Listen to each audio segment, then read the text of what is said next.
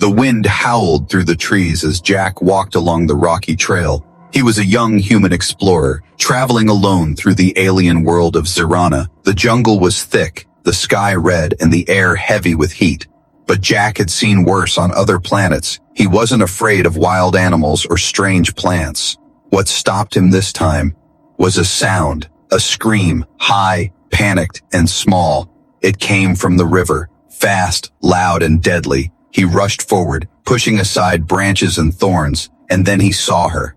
A small alien girl floating on a broken piece of wood. Her hands were slipping, her body shaking. The current dragged her toward sharp black rocks. She screamed again, then choked on the water. Jack's heart pounded. He looked around. There were others there, alien villagers standing at the edge. But no one moved. Some cried, some prayed. One man whispered, "She's royal. We're not allowed to touch her." Jack didn't care. He threw his bag down, ripped off his jacket, and dove in.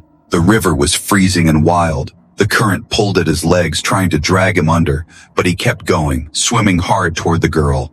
She slipped from the wood, went under. Jack pushed deeper, hands cutting through the dark water. He caught her arm, thin and cold, and pulled her up. She gasped, coughed, clung to him. He kicked, fighting the current, trying to reach the shore. The river didn't want to let them go. Waves slammed into them, rocks scraped his back, but Jack didn't let go, not for 1 second. He screamed as his shoulder hit a stone. Blood ran down his arm, but he kept moving. At last, his foot touched solid ground. He dragged the girl out, collapsed on the muddy shore. She lay still, chest rising and falling fast. The crowd stared in silence. One woman whispered, "He touched her. He touched the princess." Jack sat up, gasping for breath. "What? Princess?" he said, blah. Inking, a loud hum filled the air. Royal guards arrived, their boots heavy, their weapons glowing. They surrounded Jack in seconds. "Step away from the child," one guard barked. Jack stood, wet and bleeding. "I just saved her," he said. The girl whimpered and reached for him. The guards froze, confused. But then a hovercraft landed behind them. A tall alien woman stepped out, eyes glowing, robes flowing. She was the queen. She saw her daughter on the ground, alive, coughing. She fell to her knees, lifted the child gently, then looked up at Jack. Everyone waited. Would she order his death, or give him thanks? Her eyes locked on his, and she said softly, "You touched what is sacred, but you also saved what is sacred." She bowed her head, shocking the crowd, and then she whispered, "From this day forward, we owe you a debt no river can wash away." But Jack didn't feel proud. He only looked at the girl, who now clung to her mother's arm. Her wide eyes stared at him like he was something more than human. And as the guards moved in, not to thank him but to take him, Jack whispered, "I didn't come here to be a hero," but the river had already chosen his fate. Chains clinked around Jack's wrists as the royal guards marched him through the jungle. His clothes were soaked, his arm was bleeding, and his body ached from the river fight, but he didn't care about the pain. All he could think about was the little alien girl. He had seen her eyes, wide, full of fear, and how she held his hand before they pulled him away. They said she was a princess, and he had broken sacred law by touching her. Even if he had saved her life, the alien guards didn't speak to him. Their faces were hard, cold, silent. Above them, flying drones watched every step. Jack was just a human on their world, unwanted, and now labeled a criminal. After hours of walking, they reached a massive stone city hidden in the hills. Golden towers rose through the clouds. The gates opened slowly as the guards dragged him inside. Aliens stopped and stared as Jack passed. Mothers pulled their children close. Priests whispered ancient words. They brought him to the Hall of Judgment, a round chamber with carvings on every wall, stories of kings, warriors, and old gods. At the center sat a long bench where the royal elders waited. At the top stood the queen, tall and silent, her daughter in her arms. Jack was thrown to his knees before them. A judge in silver robes stepped forward. "You entered sacred waters," he said. "You touched royal blood." Jack looked up, tired but calm. "I saved her," he said. "Would you rather I watched her drown?" Gasps echoed through the room. The queen did not speak yet, But the girl in her arms leaned toward her and whispered something. No one had heard her voice in years. The queen's eyes widened, then filled with tears. She spoke to me, the queen said in a shaky voice. The girl who was silent since her kidnapping just spoke. The room fell quiet. The elders turned toward each other, uncertain, but one stood and shouted, "Still! This outsider broke law. Emotion must not blind justice." Jack stayed silent, his hands still bound. The queen looked down at him, then stood tall. "Emotion did not blind me when I buried half my heart thinking my daughter was dead," she said. "And it does not blind me now when I see the one man who gave her voice again." She turned to the guards. "Unchain him." The guards hesitated but obeyed. Jack stood slowly, rubbing his wrists. The princess looked at him again, her lip trembling. She held out her small hand. Jack took it, gently. The hall gasped once more, but the queen smiled. "Let all who witness know this," she said. "The human is not our prisoner. He is our child's protector." The elders were stunned, but none dared argue with the queen. The judgment was done. Jack had arrived in chains, but now, he stood beside royalty. Still, deep inside, he knew this was only the beginning. He had touched something deeper than law. The girl trusted him, the queen respected him, but others might still want him gone, and far in the shadows of the temple. Someone watched him leave, eyes burning with quiet hatred. A whisper passed through the darkness. "If the human wants to play hero, then let him bleed like one." The palace was quiet that night. Alien moons floated above the crystal towers, casting soft light through the windows. Jack sat in a grand room, wrapped in clean robes, his wounds bandaged, but he didn't feel like a guest. He felt like a stranger in a world that didn't know what to do with him. He touched the fresh scar on his shoulder. The river's bite still burned under his skin. But it wasn't the pain that kept him awake. It was the memory of that little girl's hand, the way she had clung to him, even when the guards pulled him away. A soft knock broke the silence. The door opened slowly. The queen stepped inside, carrying her daughter in her arms. The girl's eyes lit up when she saw Jack. She reached toward him without a word. "She refuses to sleep unless she sees you," the queen said gently. Jack looked surprised. "Me?" The queen nodded. "She hasn't spoken again, but she holds your name in her drawings." She placed the girl on the bed, and the child immediately crawled into Jack's lap. Her small hands gripped his shirt, her head rested against his chest. Jack looked down, unsure what to say. He wasn't a soldier or a father. He was just a man who jumped into a river, but the girl didn't care. To her, he was safety. She made a soft sound, half yawn, half sigh, and soon fell asleep in his arms. The queen watched from the doorway, tears quietly running down her face. "You don't know what this means," she whispered. Jack looked up, confused.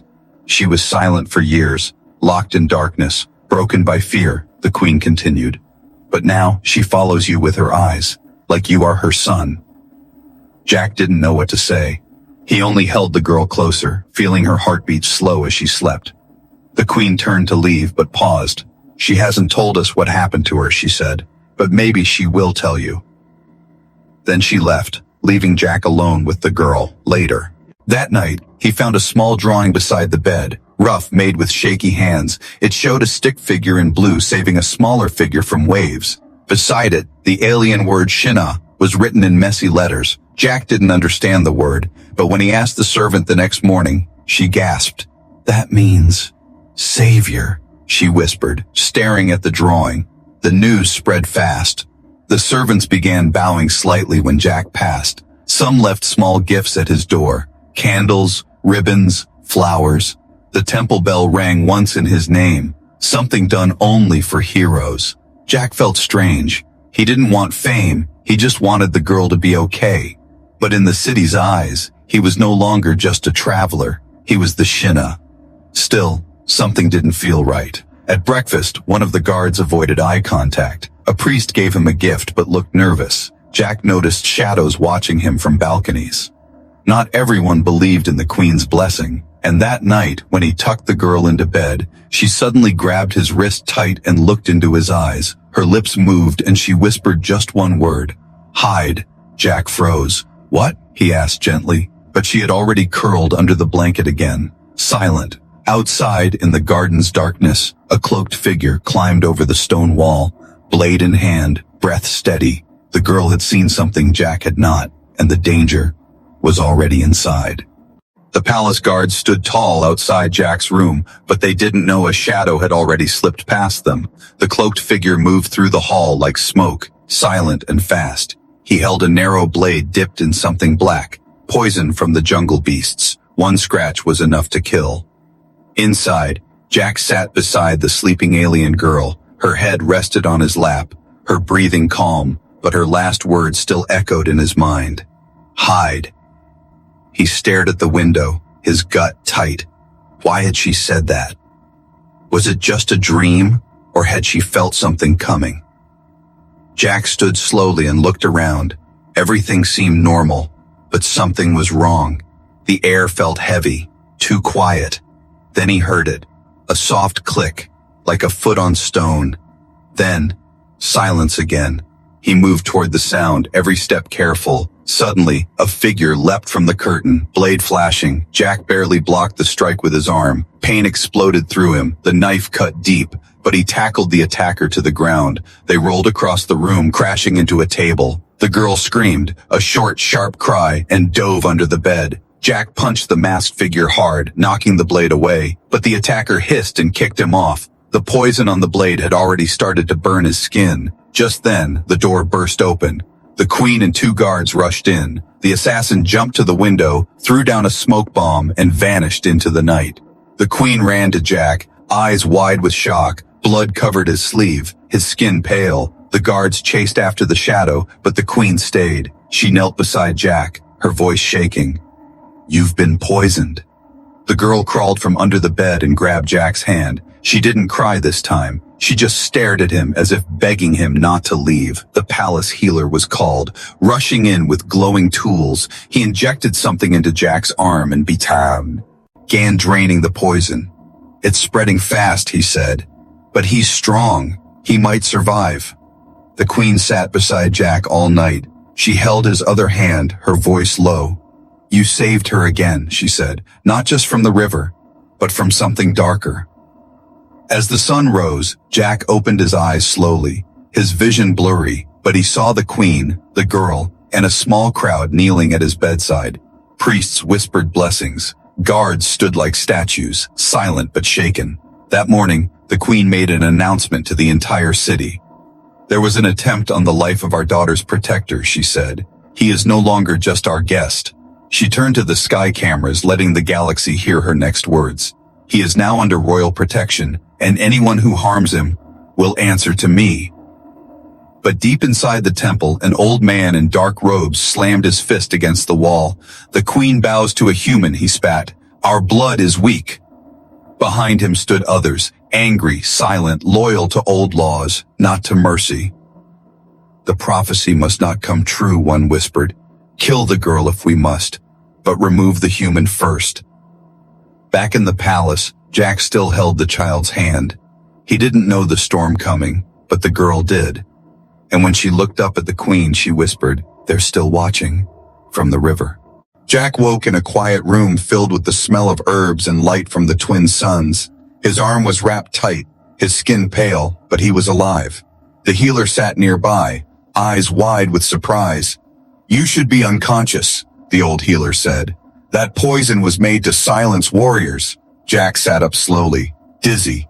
I guess I'm just stubborn, he whispered. The queen entered, her royal robe replaced with a simple white dress. She looked tired but calm. Behind her, the little alien girl peeked in, holding a small blanket. When she saw Jack awake, she ran forward and hugged his side. The queen placed her hand over Jack's heart. You bled for her again, she said softly. Twice now, you've given more than any warrior of our kind. Later that day, word spread across the capital. A human had shed blood to protect the princess. Temples lit candles in Jack's name. Statues of the old gods were decorated with blue cloth, the color of Shinna. Some whispered he was a gift from the stars, a warrior spoken of in lost prophecy, but not all believed it. In quiet corners of the city, angry voices called him a threat. He is softening the queen's judgment, a noble muttered. He is controlling the child, bending her will. Back in the palace, Jack sat near the garden with the child beside him. She now spoke 1 or 2 words at a time, but only to him. She called him Shinna, again and again, like it was his true name. That night, the queen asked Jack to walk with her to the royal flame. It was a large blue fire that burned in the temple for 1,000 years. Only rulers, prophets, and war heroes were allowed to step close. As they reached the flame, the queen stopped. "I want the people to see you," she said. "They need to see who bled for our future." She turned toward the gathered priests and nobles who stood in a wide circle. She raised her hand and spoke clearly. "The Shur, as man, a stranger to our land, fought the river, he fought poison, he fought fear." The alien girl stepped forward too. She held Jack's hand, then faced the crowd. She opened her mouth slowly, and for the first time in public she said, "He's my family." The crowd gasped. The nobles froze. Even the guards shifted in shock. The queen's eyes filled with tears. "She has not said that word in years," she whispered. "She never even called me that." The child hugged Jack tightly, and the queen dropped to one knee in front of him. So did the priests and the guards. One by one, every person in the circle bent their knee. But far above, watching through a crystal eye, the traitors saw everything. "He's turning their hearts," one of them hissed. "The prophecy is becoming real." The leader of the shadows clenched his jaw. "Then we must do what the river failed to do," he said coldly. "Kill the child, and the savior with her."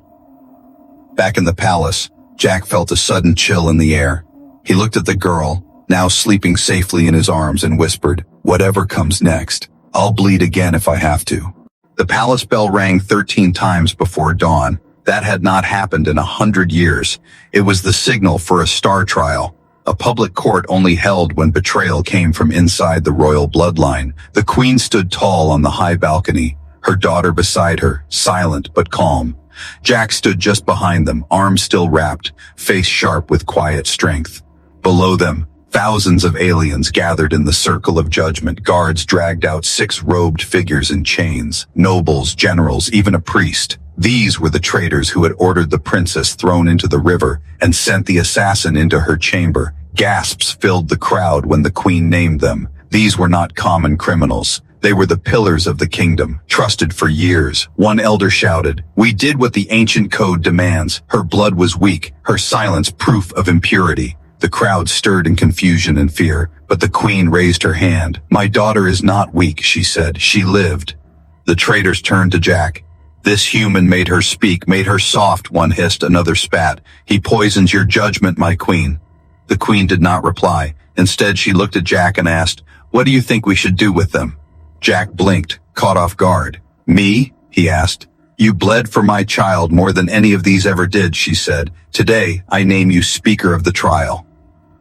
The crowd went silent. Even the stars above seemed to freeze. Jack looked at the traitors, at the guards, at the people. Then he stepped forward and spoke calmly. "I'm not from this world," he began. "I don't understand your laws or your gods." He turned to face the queen. "But I understand what it means to lose someone. I understand fear, pain, and mercy." He looked at the traitors again. "I won't tell you to kill them," he said. "Let them live, but exile them far from this place. Let them see a world where no river protects them." The crowd murmured in surprise. The queen studied his face, then nodded slowly. "Mercy from a man who owed us nothing," she said. "That is power." But not everyone was happy. A few nobles turned their backs in silent protest. Old beliefs were breaking, and not all were ready for change. Suddenly, the princess walked forward and stood beside Jack. She raised her small voice and said, "He's my choice. He saved me. He stayed. He is family." Tears rolled down the queen's cheeks. The priests whispered in awe. Some even bowed toward Jack, not as a human, but as something sacred. That night, stars fell from the sky, shooting lights across the city. Many believed it was a sign. The prophecy of the Shinna was no longer legend. It was alive and walking beside their queen. But in the dark caves far outside the city, the last exile stood with burning eyes. "If he will not fall in court," he growled, "then we'll strike him where it hurts. Let the child bleed, and the human will shatter. Back at the palace, the girl slept peacefully beside Jack. He sat at the window, watching the stars move above him, unaware that shadows were already moving below, and the real trial had just begun. Before sunrise, the ancient temple bell rang across the capital. It rang not once, not twice, but 9 full times. Only once in history had that happened. It was a sign, not of war or death, but of arrival, of someone chosen. The priests gathered in golden robes, whispering among themselves. "Is it true?" one asked. "A human now carries the blessing of the flame?" Another nodded. The child called him family, and the queen called him protector. "It is written," a third whispered. "The Shinna would not be born among us, but would save one of our blood." Jack stood at the edge of the temple steps, confused by all the attention. He didn't want praise. He didn't want fame. He just wanted the girl to feel safe. But now thousands had gathered to watch him enter the sacred grounds. The queen stood beside him, dressed in full ceremonial robes. Her daughter, in silver silk, clung tightly to his hand. "She wanted to come," the queen said gently. "She says she feels safe only when you're near." The steps rose high into the mist, carved with symbols older than language. No outsider had ever walked them before. But today, no one stopped Jack. As he reached the top, fire priests opened the doors to the chamber of flame. A blue fire danced inside a crystal cage. This fire had burned for over 2,000 years. It was said to judge all who stood before it. If one was unworthy, the flame would turn red. If one was dangerous, it would vanish. But if one was true, it would bend. Jack stepped forward alone. The girl watched from the doorway, holding her mother's hand. As Jack neared the flame, it flickered violently. Gasps came from the priests. Some backed away in fear. Then something strange happened. The flame rose high, twisting, curling like a living thing. And then it bent toward Jack. It stretched in his direction, warm and blue, like it recognized him, like it remembered some. "A thing lost long ago." One priest fell to his knees. "It bows to him," he whispered. Another began chanting words from the old songs, and then, without warning, the bell rang once more, louder than before, 10 times now. In the city below, people stopped and looked up. Old ones wept. Young ones pointed at the sky. The prophecy had come to life. Back in the chamber, the queen entered and knelt beside Jack. "You've done what no one could," she said softly. "You gave her back her voice, her hope, her future." Jack looked around, overwhelmed. "I didn't do anything special," he said. "I just held out my hand." But the flame didn't lie, and neither did the girl, who now walked in and hugged his leg gently. She whispered a single word, "Stay." Jack knelt to her level, smiling. "I'm not going anywhere," he said. But outside the chamber in the far hills, spies watched from cloaked ships. One tapped a device and spoke quietly. "They worship him now," the voice said coldly. "Then we strike the temple next, where they all feel safest." The sky above the city of Zirana was quiet. The stars blinked softly, and temple bells had gone silent after the 10th toll. But inside the palace, Jack sat on a balcony with the little alien girl in his lap. She held a cup of warm berry milk and leaned her head against his chest. It had been days since the fire bent toward him, and still, Jack didn't understand why they saw him as someone great. He wasn't a soldier or a king. He was just a man who had jumped into a river to save a child. The queen had given him his own quarters now. More than 100 people worked inside the palace, but only one kept coming to his room every morning. The girl. She brought drawings, small crystals, and sometimes just silence. "Tonight," she whispered, "will you go away?" Jack looked down, surprised. "Why would I leave?" he asked gently. She stared at the stars, her voice soft. "Others leave when I talk too much." Jack smiled and wrapped his arm around her. "I'll never leave because you speak," he said. "I want to hear everything you say." She leaned closer, then said something he didn't expect. "I want you to stay, always, be my family." Jack froze. Family. That word carried weight, and she had used it like it was the only thing she wanted in the universe. He didn't know what to say. He wasn't her blood. He wasn't even from this world, but when he looked into her big glowing eyes, he couldn't deny what he felt. He already loved her like she was his own. The queen entered quietly, as if she had heard everything. She placed a hand on Jack's shoulder. "She has chosen you," the queen said softly. "And so have I." Jack turned to her, unsure. "I don't want to replace anyone, Sidahayan," he said. "You're not," the queen replied. "You're filling a space that was once empty." That night, the queen made an announcement across the empire, not through words but through an ancient symbol she see, and a glowing blue crest into the night sky. It floated over every village and city, the sign of adoption by heart, a sacred act only done 3 times in royal history. The people wept. Some cheered, some prayed, others doubted, but no one could deny the effect. The child was laughing again, drawing stars, singing soft songs, eating more than 2 bites of food. Jack watched her sleep later that night, and he whispered to himself, "I'll protect her, no matter what." But deep below the palace, inside forgotten tunnels, danger moved like a snake. The traitors were not done. They had one last plan, and it would strike at the heart of the city, the temple itself, as the queen lit candles in her chambers, as the child dreamed of stars and rivers. As Jack closed his eyes to rest, a cold hand pressed a detonator hidden under the ground. A whisper echoed through the dark. "If we cannot kill him, then we will break the symbol he stands for." But even as shadows moved in secret, the little girl whispered in her sleep, "My wish is him." The palace had changed, not its walls or towers, but its heart. Servants no longer whispered when Jack passed. They greeted him with nods and small smiles. Guards offered him food. Children sent him flowers tied with blue ribbons. The little alien girl, once called cursed and broken, now laughed through the halls. She painted stars on walls, danced barefoot in the gardens, and always reached for Jack's hand before sleeping. He had become more than her savior. He was now home. Even the queen looked different, her eyes softer, her voice lighter. She no longer ruled from behind stone masks. Now she ruled as a mother who had nearly lost everything and had it returned through a human's courage. Jack stayed busy. He helped palace workers build new reading rooms for the child. He taught her earth games, and she taught him alien songs. They laughed together, cried quietly during the sad stories, and even the priests began including Jack's name in daily prayers. But while peace warmed the palace walls, something else crept beneath. Far below, in forgotten catacombs, a traitor placed glowing spheres near a root chamber, each one humming with dark energy, a single word engraved on them. "Cleanse above ground," the queen called for a special gathering.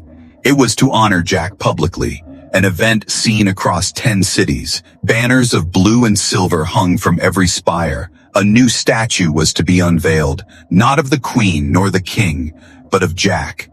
Holding the child's hand, a flame behind them, the queen stood beside him on the grand balcony. The girl clung to his side, wearing a white gown with stars stitched across her sleeves. Below, thousands cheered. But as Jack looked out, something bothered him. A strange shadow moved through the crowd, too fast, too quiet. He leaned down to the girl. "Stay close," he whispered.